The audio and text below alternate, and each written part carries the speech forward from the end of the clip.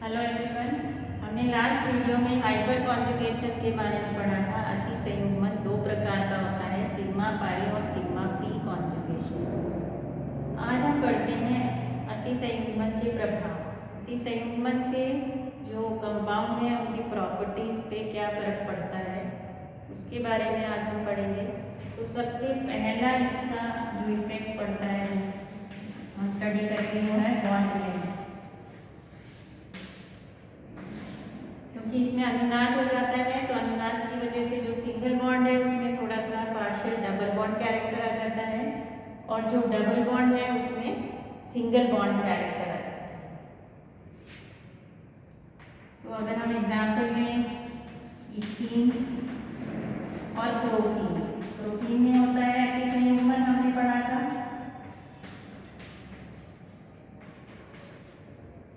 तो इथीन की जो सिंगल बॉन्ड लेंथ है 1.54 एंगस्ट्रॉम बॉन्ड लेंथ होती है, उसकी जगह यहाँ पर आपकी हो जाती है 1.4 एंगस्ट्रॉम और 8 एंगस्ट्रॉम।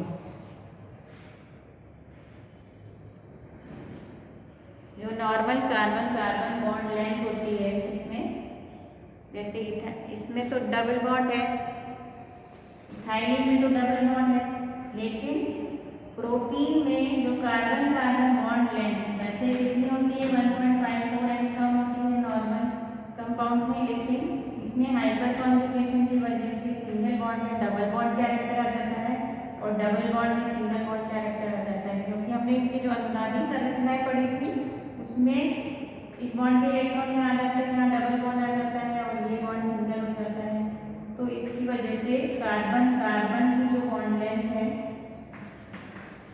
वो इसमें होती है 1.48 एंगस्ट्रॉम सिंगल बॉन्ड लेंथ और डबल बॉन्ड की बॉन्ड लेंथ नॉर्मली होती है 1.34 एंगस्ट्रॉम, तो वो थोड़ी सी बढ़ जाती है 1.35 एंगस्ट्रॉम हो जाती है प्रोटीन।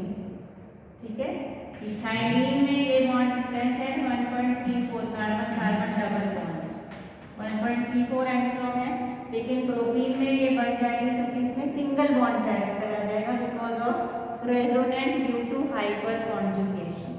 तो इसमें 1.35 एंगस्ट्रॉम हो जाती है। तो हाइपर कॉन्जुगेशन या अति संयुग्मन की वजह से बॉन्ड लेंथ जो है उस पर प्रभाव पड़ता है। इस तरह से सिंगल बॉन्ड लेंथ छोटी हो जाएगी और डबल बॉन्ड की लेंथ बढ़ जाएगी।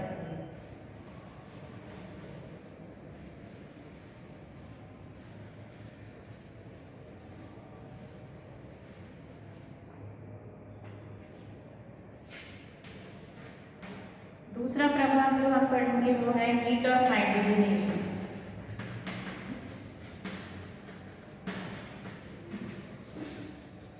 हीट ऑफ हाइड्रोजनेशन या हाइड्रोजनीकरण ऊष्मा से हम किसी भी यौगिक का जो स्थायित्व है, स्टेबिलिटी को भी हम बता सकते हैं।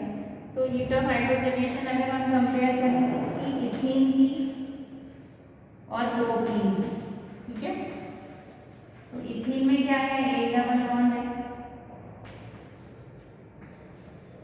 एक डबल बॉन्ड टूटेगा तो दो हाइड्रोजन इसमें ऐड हो जाएंगे, तो H3C सिंगल बॉन्ड CH3 बन जाएगा।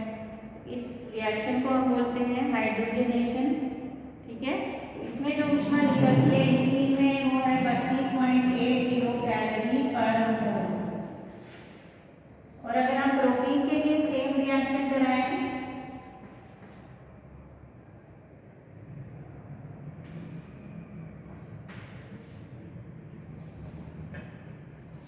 ये सेम रिएक्शन अगर हम प्रोटीन में कराएं तो प्रोटीन में क्या होगा,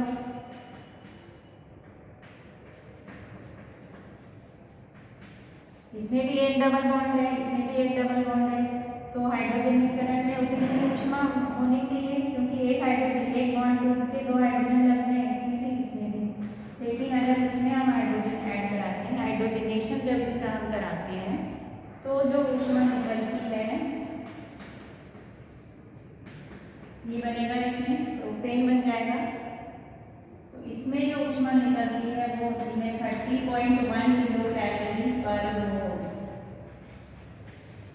ठीक है, तो अगर आप इन दोनों को हम कंपेयर करें तो इन दोनों में एनर्जी डिफरेंस कितना हो गया, 2.7 किलो कैलोरीज पर मोल। तो 2.7 किलो कैलोरीज पर मोल का डिफरेंस होता है इन दोनों में। तो वो डिफरेंस क्यों आया, क्योंकि प्रोटीन अधिक स्थायी है, प्रोटीन में अति संयुग्मन होता है, उसकी वजह से ये अधिक स्थायी है और जो भी कंपाउंड स्टेबल होगा उसकी एनर्जी कम होगी, इसलिए इसमें हाइड्रोजनीकरण में कम ऊष्मा लगती है। दोनों में एक एक डबल बॉन्ड है तो हाइड्रोजनेशन में ऊष्मा समान लगनी चाहिए, लेकिन समान ऊष्मा निकलनी चाहिए, लेकिन क्योंकि इसमें स्थायित्व अधिक है इसलिए इसमें कम ऊष्मा निकलती है। तो इससे प्रूव होता है कि प्रोटीन जो है, हीट ऑफ हाइड्रोजनेशन से हम ये प्रूव कर सकते हैं कि protein is more stable then ethene. और वो क्यों है, बिकॉज ऑफ हाइपर कॉन्जुगेशन, अति संयुग्मन के कारण।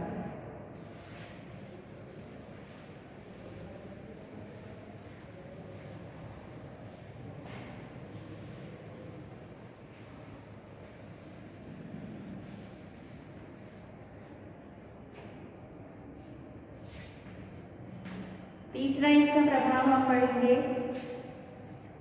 डायरेक्टिव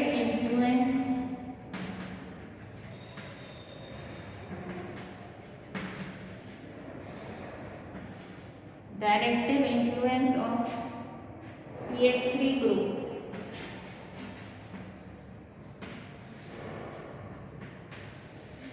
डायरेक्टिव इन्फ्लुएंस क्या होता है, निर्देशित प्रभाव, निर्देशात्मक प्रभाव। ये क्या होता है, जो एरोमेटिक कंपाउंड होते हैं उसमें जब इलेक्ट्रोफिलिक सब्स्टिट्यूशन होता है तो प्रतिस्थापी कौन से स्थान पे आएगा, ऑर्थो पे आएगा, मेटा पे आएगा, पैरा पे आएगा, इसको हम बोलते हैं डायरेक्टिव इन्फ्लुएंस। तो अगर हम टोलुइन का एग्जाम्पल लें, अभी हमने पढ़ा था कि टोलुइन में अति संयुग्मन होता है, तो टोलुइन का अगर हम एग्जाम्पल लें तो इसमें मिथाइल ग्रुप है, मिथाइल ग्रुप का आप जानते हैं प्लस आई प्रभाव होता है, इसको भी हम आगे डिटेल में पढ़ेंगे। तो प्लस आई प्रभाव की वजह से मिथाइल ग्रुप इसको इलेक्ट्रॉन देता है, तो इलेक्ट्रॉन यहाँ आ जाते हैं, ये वाले 5 इलेक्ट्रॉन्स, तो इसकी वजह से यहाँ माइनस चार्ज आ जाता है। तो अब जब इसमें इलेक्ट्रॉन्स में ही प्रतिस्थापन होगा तो प्रतिस्थापी ऑर्थो पे आएगा, या यहाँ आ सकता है, माइनस चार्ज होकर यहाँ भी आ जाता है, यहाँ भी। तो ऑर्थो पैरा डायरेक्टिव होता है मिथाइल ग्रुप। मिथाइल ग्रुप जो होता है वो ऑर्थो पैरा डायरेक्टिव होता है, मतलब अगर आपकी बेंजीन रिंग में मिथाइल लगा हुआ है तो जो इलेक्ट्रॉन प्रतिस्थापी अभिक्रिया होगी उसमें ऑर्थो और पैरा पोजीशन पे दूसरा प्रतिस्थापी आएगा। ठीक है, अब ये इंडक्टिव इफेक्ट से तो होता ही है, इंडक्टिव इफेक्ट के अलावा अति संयुग्मन से भी हम इसी चीज को प्रूव कर सकते हैं कि मिथाइल ग्रुप जो है वो ऑर्थो पैरा डायरेक्टिव है। तो कैसे कर सकते हैं, मिथाइल ग्रुप की अगर हम टोलुइन की अगर हम अनुनादी संरचना लिखते हैं तो यहाँ H पे प्लस आ गया, ठीक है, और ये डबल बॉन्ड आ गया, तो ये इलेक्ट्रॉन यहाँ आ जाएंगे, तो इस तरह का स्ट्रक्चर बन गया। इसी तरह से आप एक और अनुनादी संरचना लिख सकते हो।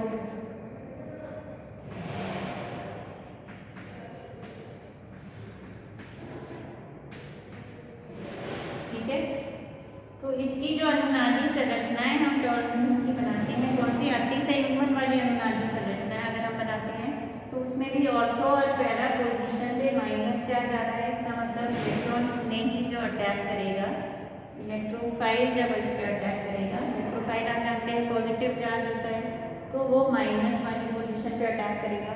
तो इससे अति संयुग्मन से भी हम ये शो कर सकते हैं कि CH3 ग्रुप जो है वो ऑर्थो पैरा डायरेक्टिव होता है।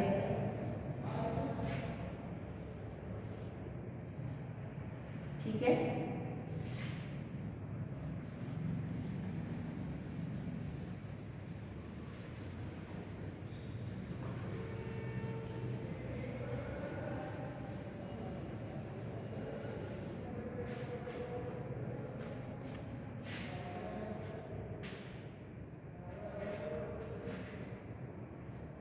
अब इसका फोर्थ प्रभाव है डाइपोल मोमेंट।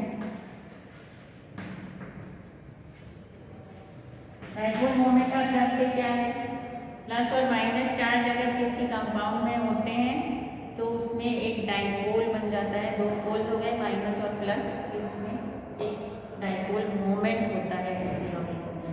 तो अगर हम इथीन की बात करें तो इथीन में क्योंकि कोई चार्ज नहीं है इसलिए इसका डाइपोल मोमेंट 0.0 डिवाइड होता है।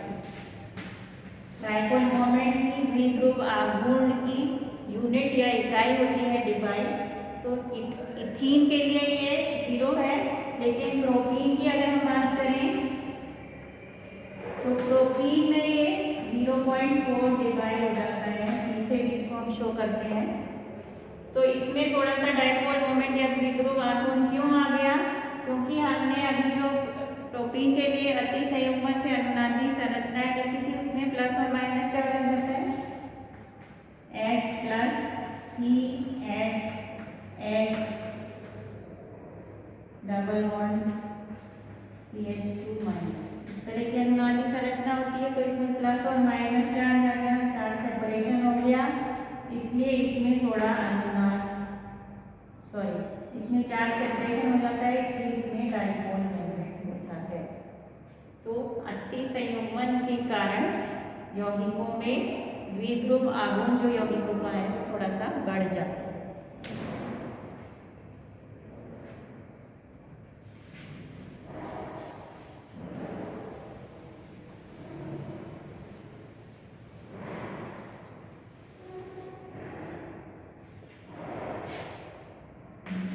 फिर है स्टेबिलिटी ऑफ एल्कीन्स। एल्कीन के स्थायित्व पर भी निर्भर करता है, स्थायित्व भी जो है एल्कीन का वो अति संयुग्मन पर निर्भर करता है। जैसे हमने इथीन, वही इथीन हमने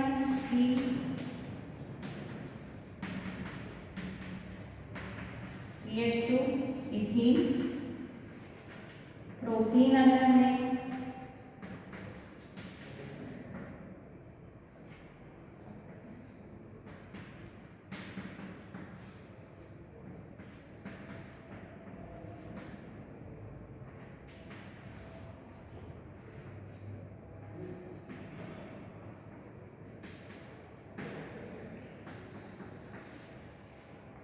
तो ये क्या है CH3 CH double bond CH2 propene और CH3 CH3 डबल बॉन्ड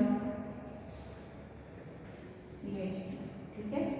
तो इसमें कोई मिथाइल ग्रुप नहीं है, इसमें एक मिथाइल ग्रुप है, इसमें दो मिथाइल ग्रुप है। तो अगर हम इसकी अनुनादी संरचनाएं इन सब के लिए लिखें तो अति संयुग्मन वाली हम इसमें तो लिख नहीं सकते क्योंकि इसमें कोई अल्फा हाइड्रोजन नहीं है। इसमें हम 3 हाइड्रोजन है तो 3 अनुनादी संरचनाएं लिख सकते हैं, ठीक है। और इसमें क्या है, ये डबल बॉन्ड वाला कार्बन है, इसके पास वाले कार्बन पे 3 हाइड्रोजन अल्फा हाइड्रोजन हो गए और इसके इधर वाले अल्फा कार्बन पे 3 हाइड्रोजन है, तो टोटल 6 अल्फा हाइड्रोजन है। तो 6 अनुनादी संरचनाएं हम लिख सकते हैं और इसमें 3 स्ट्रक्चर हम लिख सकते हैं क्योंकि इसमें 3 अल्फा हाइड्रोजन है। और आप जानते हैं जिसमें जितने अधिक अल्फा हाइड्रोजन होंगे उतनी ज़्यादा अनुनादी संरचनाएं हम अति संयुग्मन वाली बना सकते हैं। इसलिए इथीन से क्या है प्रोपीन, ठीक है, ये क्या है 2 मिथाइल प्रोपीन। तो इन तीनों में से कौन सा अधिक स्थायी होगा, सबसे अधिक स्थायी होगा 2 मिथाइल प्रोपीन, क्योंकि इसमें 2 मिथाइल समूह है तो नंबर ऑफ अल्फा हाइड्रोजन अधिक होगा। तो एल्कीन्स की स्टेबिलिटी जो है वो अति संयुग्मन से जितने अधिक हम संरचनाएं बना सकते हैं, जितने अधिक अल्फा हाइड्रोजन किसी एल्कीन में होंगे उतनी ही अधिक स्टेबिलिटी होगी।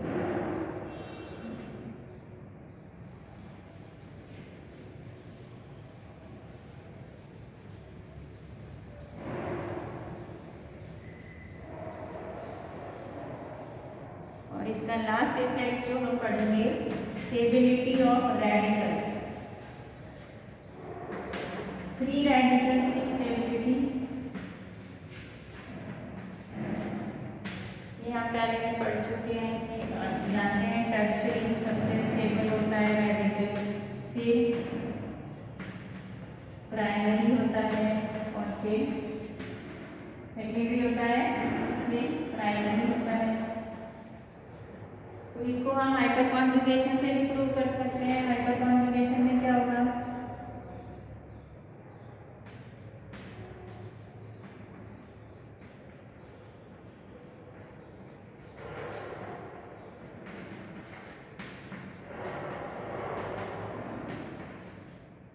तो ये फ्री रेडिकल वाला कार्बन है, इसके पास आपके टर्शरी में, ये टर्शरी हो गया, ये सेकेंडरी एल्काइल ग्रुप हो गया, और एल्काइल रेडिकल हो गया, और ये प्राइमरी।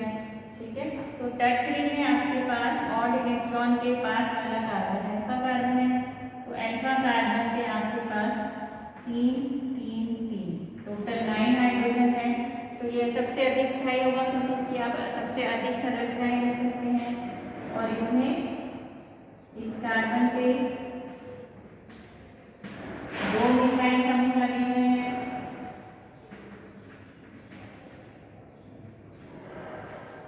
तो 6 हाइड्रोजन हैं, तो आप 6 स्ट्रक्चर्स आप लिख सकते हैं, और इसमें आपके पास 3 अल्फा हाइड्रोजन हैं,